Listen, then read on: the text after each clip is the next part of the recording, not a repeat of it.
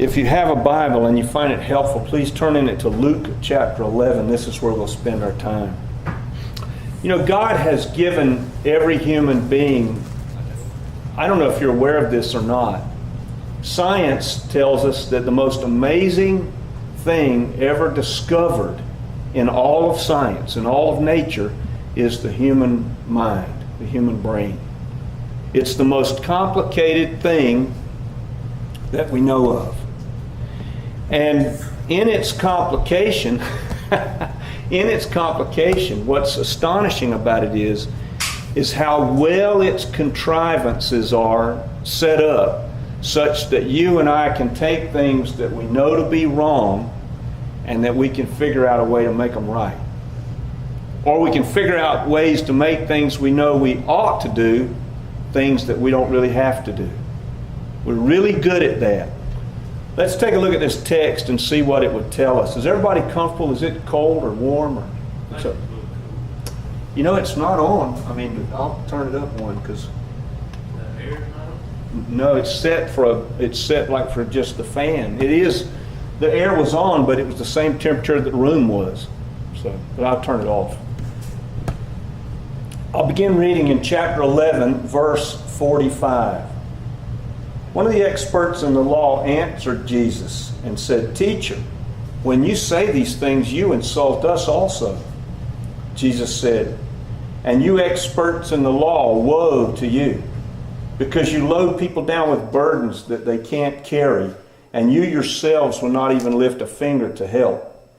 Woe to you, lawyers, because you build tombs for the prophets, and you testify that you approve of your fathers who killed the prophets. They killed the prophets, and then you build their tombs. Because of this, God in His wisdom said, I will send the people prophets and apostles. Some of them they will kill, others they will persecute. Therefore, this generation will be held responsible for the blood of all of the prophets, the blood that's been shed since the beginning of the world. From the blood of Abel to the blood of Zechariah, who was killed at the altar. Yes, I tell you, this generation will be held responsible for all of it. Woe to you, experts in the law, you lawyers, because you've taken away the key to knowledge. You yourselves will not enter into the kingdom, and you've hindered those who are trying to enter." When Jesus left there, the Pharisees and the teachers of the law began to oppose Him fiercely and to besiege Him with questions, waiting to catch Him out in something that He might say. Now, you have to realize a couple of things. Number one, lawyers at this time in history are not like the lawyers we have today. They didn't stand up in a courtroom and represent clients like we do. These lawyers were people who looked at the Tanakh, the Torah, the Torah and the prophets, the law and the prophets, and they were experts in it, such that if you had a dispute with somebody or you had a question like, can I do this on the Sabbath? The lawyer would be the one you would go to, and they would explain to you from the scriptures what was proper for you to do or to not do. The reason Jesus is so hard on them is the same reason He's hard on the Pharisees. The Pharisees, as you remember from last week, they were able to keep the law very, very well, to the point that they would, if they put cumin on their food, before they did it, they would sprinkle out what they were going to put on the food, and then they would scrape away a little bit of it, a tenth of it, and they would tithe that little bit of dust to the temple. I mean, it's so careful about every little thing. And of course, a person who just lived a normal life couldn't keep the law like that. Now, the lawyers, they were even more expert than the Pharisees. And here's what they did. By the time of Jesus, the oral law covered about 6,000 laws. Now, I don't know if you're aware of this or not, but our law books right now, we have about 20,000 pages. We're probably breaking the law right now and we don't even know it. I mean, there's so many laws, nobody can keep track of it all. You know, with this whole Mueller probe that just got finished up a couple of weeks ago, where they were probing whether or not Russia had been involved in our campaign in 2016, there were people that went to prison who probably would have never even been brought up on any charges. If you dig long enough, you can find something that somebody has done that's illegal. Well, this is the problem that was happening in Israel at the time of Jesus, because 6,000 laws, and they're oral, they're not written down. The lawyers knew them, but the people did not. And the lawyers looked down on the people because the people did not keep the law that they didn't even know. The lawyers knew it. And the lawyers, what it did was, imagine yourself living in a situation like that, where you don't know what the law is. You're a good Jew. You want to keep it as best you can, but you don't know what those laws are. And then you've got this group of people that are looking down upon you because you can't keep the law that you don't even know. And the lawyers, they did something so amazing. They were so clever, and this is what speaks kind of to us. They crafted ways to get around the law. This is why the people were so burdened. You see, they didn't know that there were ways for them to get around this stuff. I don't know if you're familiar with, how familiar you are with Hinduism. There's a group of Hindus called the Jains. Jains is how we spell it in English. A Jain can't kill anything, not even a plant. Now think about that for a minute, what that means. If you can't kill a plant, what do you eat?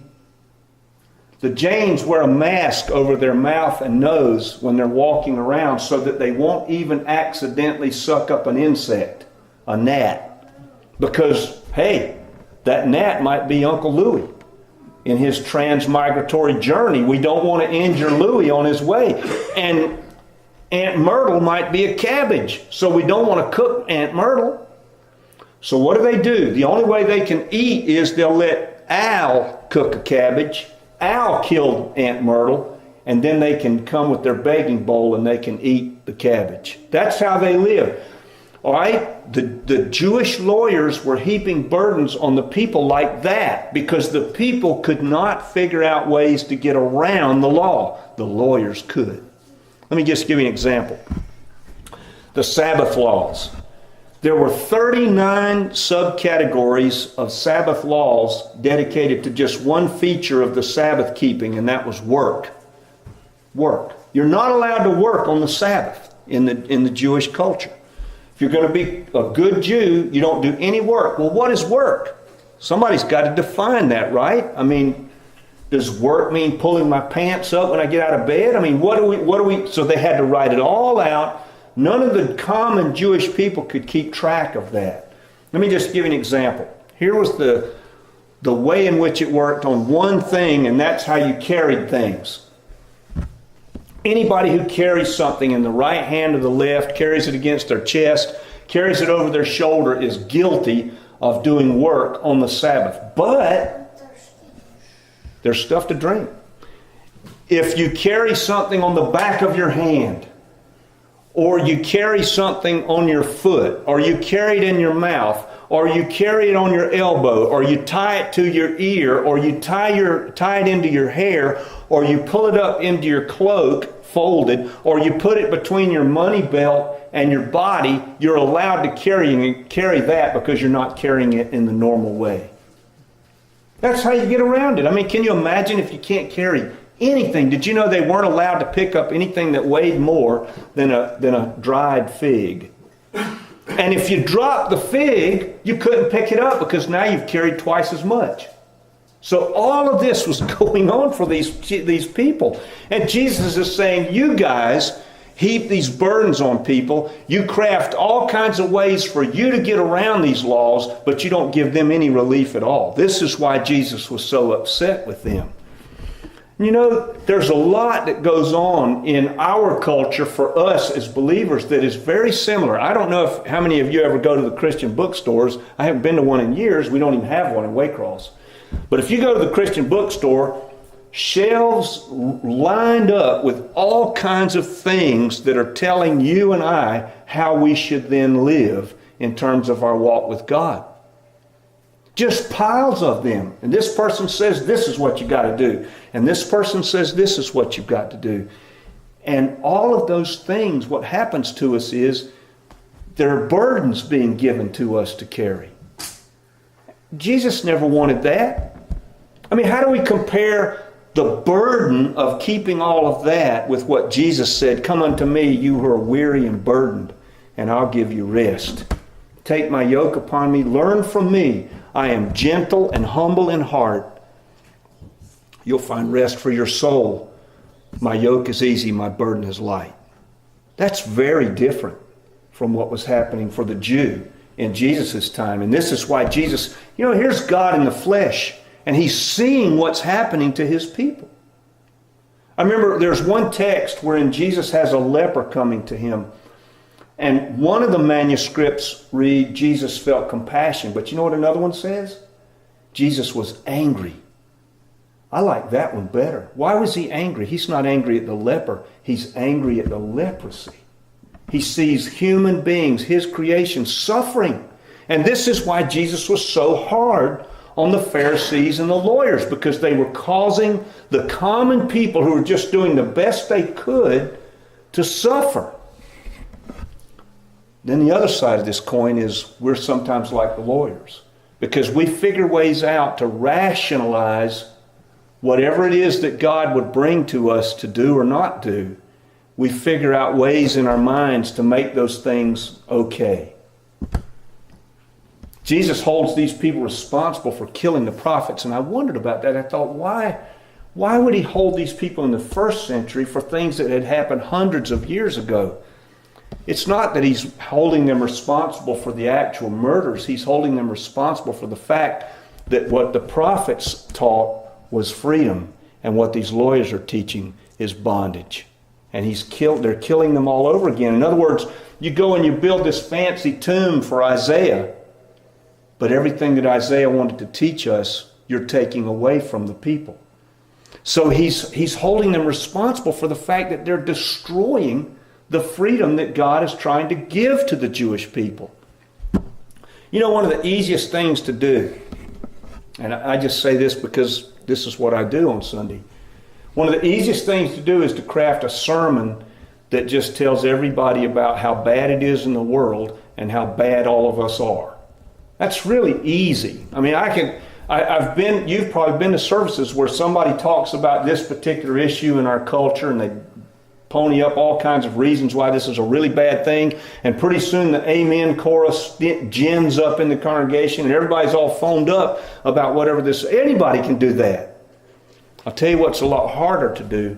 It's a lot harder to be an encouragement and to bring the kind of freedom that Jesus wanted to bring all of us. This is why he's so angry with these lawyers. They had crafted ways to get around the law, and they had not given those freedoms to any of the people. They had left them in their burden. Bad advice. It's just bad advice. We have a good turn of heart and we want to tell somebody something.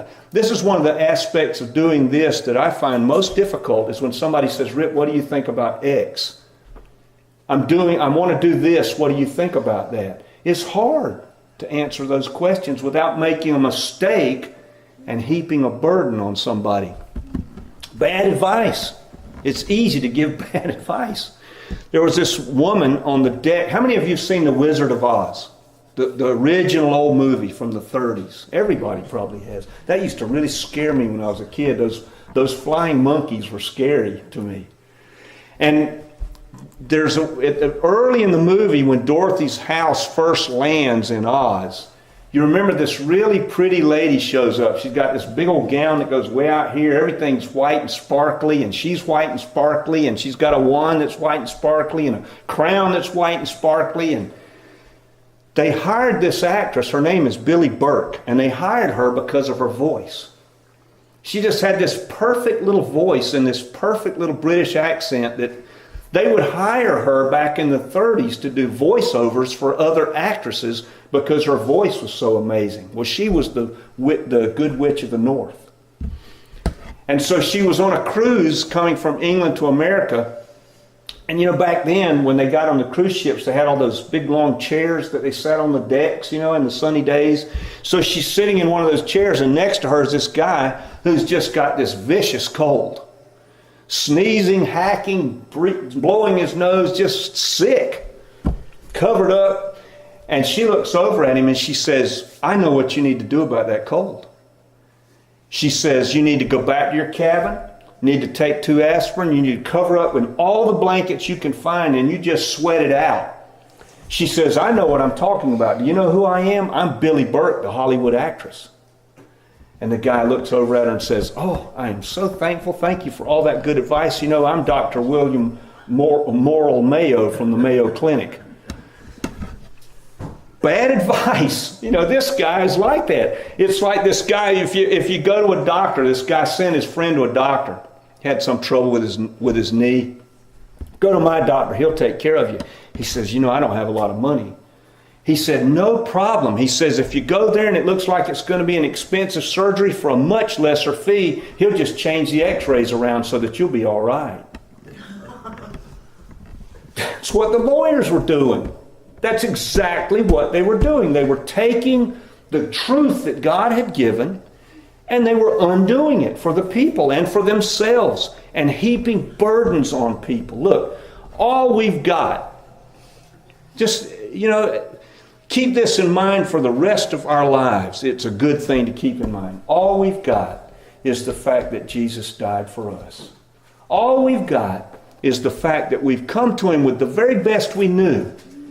Jesus, forgive me and save me. That's all we've got. People say, what do you do to do the work of God? Jesus said, here's the work of God. Believe in Him whom God has sent. Simple as that.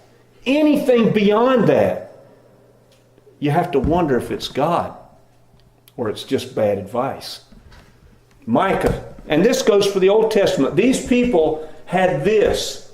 All they had was the Old Testament when Jesus was around. People look at the Gospels and you know, your Bible, you get to Malachi and then the next page is the New Testament. It's really not. It's really not. I would call that intertestamental. The New Testament starts in Acts chapter 2. The Gospels, they're kind of in between.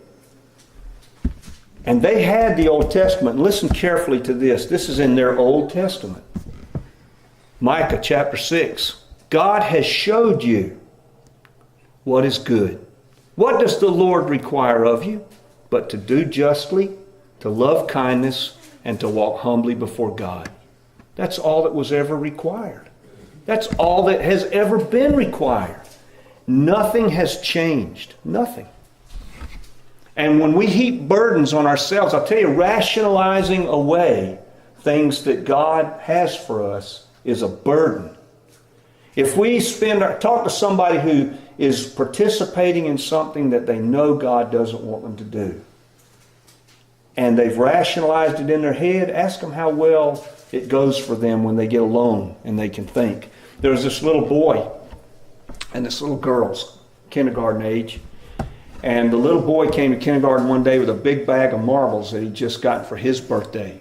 And this little girl, their birthdays were on the same day, and she came to kindergarten with a big bag of candy. And the little boy thought to himself, I would really like to have the candy.